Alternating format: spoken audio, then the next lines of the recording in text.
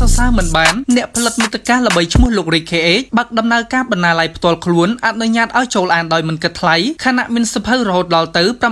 9554 ក្បាលហៅគោប្រាក់ដែលត្រូវបានអ្នកលេងបណ្ដាញសង្គមស្គាល់ថាជាអ្នកបង្កើតមាតិកាមួយរូបតែងតែចូលចិត្តធ្វើដំណើរកម្សាន្តរៀបរាប់ពីតំបន់ប្រវត្តិសាស្ត្រវប្បធម៌អរិយធម៌នានាទាំងនៅក្នុងនិងក្រៅប្រទេសជុំវិញពិភពលោកជាពិសេសនោះគ្រប់វីដេអូនីមួយៗដែលលោកបានបង្ហោះចូលទៅក្នុងបណ្ដាញសង្គមមានអ្នកចុចចូលទស្សនារាប់លានដងនិងតែងតែបង្កប់នូវខ្លឹមសារចំណេះដឹងផ្នែកគំនិតអប់រំល្អៗសម្រាប់យុវជនជំនាន់ក្រោយថែមទាំងមានទឹកចិត្តធ្វើបុណ្យដាក់ទានចែករំលែកជួយទៅដល់អ្នកក្រខ្សត់មិនថាជាតិសាសន៍ណានោះទេកត្តាទាំងនេះហើយដែលរត់តែជំរុញឲ្យអ្នកកំឡោះរូបនេះទទួលបានក្តីស្រឡាញ់ចូលចិត្តពីប្រជាពលរដ្ឋនៅពេលធ្វើដំណើរទៅតំបន់ណាមួយម្ដង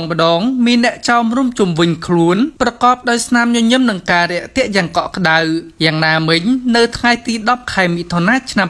2025នេះមហាជនអ្នកនិយមតាមដានលោក Rick KH បានបង្ហាញការចាប់អារម្មណ៍ខ្លាំងនិងកោតសរសើរអំពីទឹកចិត្តក្តីស្រឡាញ់របស់លោកក្នុងនាមជាប្រជាពលរដ្ឋខ្មែរមួយរូបដែលមានចក្ខុវិស័យវែងឆ្ងាយបានចំណាយពេលដ៏មានតម្លៃរួមទាំងថវិកាផ្ទាល់ខ្លួនបង្កើតនៅបណ្ណាល័យមួយដែលមានឈ្មោះថាបណ្ណាល័យគោប្រាក់ជាក់ស្ដែងនៅលើគណនីរបស់លោកបានបង្ហោះរូបភាពដោយភ្ជាប់នៅសំណេរបញ្ជាក់ថាមួយរយៈនេះរវល់ដើម្បីបណ្ណាល័យគោប្រាក់បដូររូបរាងថ្មីជាមួយនឹងសៀវភៅសរុប 9554 ក្បាលបន្ថែមការស្រាវជ្រាវនិងថ្នាក់សិក្សាកុំព្យូទ័រ20គ្រឿងក្នុងពេលឆាប់អាចមកអានបានដោយឥតគិតថ្លៃទង្វើទាំងនេះសពបញ្ជាក់ឲ្យឃើញថាលោកព្យាយាមបណ្ដុះផ្នត់គំនិតយុវជនយុវវ័យឲ្យស្រឡាញ់និងចូលចិត្តនៅចំណេះដឹងដើម្បីអនាគតរបស់ខ្លួនឯងនាពេលខាងមុខនិងជាសសរទ្រូងនៃប្រទេសជាតិក្រោយឃើញបែបនេះមហាជនអ្នកលេងបណ្ដាញសង្គមបានចូលទៅបញ្ចេញមតិដោយកោតសរសើរថា